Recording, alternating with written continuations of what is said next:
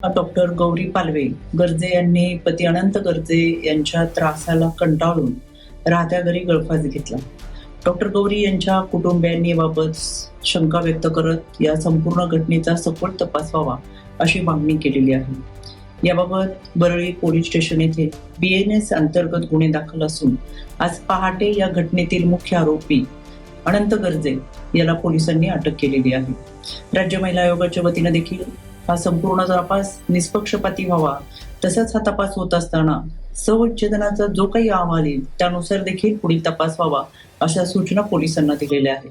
या निमित्तानं मला आवर्जून सांगायचंय, अशा अनेक घटना जेव्हा समोर येतात त्यावेळेस सासरी नांदत असताना तेथील त्रासाला कंटाळून आपलं आयुष्य गमावण्यापेक्षा मुलींनी खऱ्या अर्थानं जो काही त्रास होतो त्याची तक्रार तुम्ही राज्य महिला आयोगाला करा, भरोसा सेलला करा, वन स्टॉप सेंटरला करा, पोलिसांकडे करा.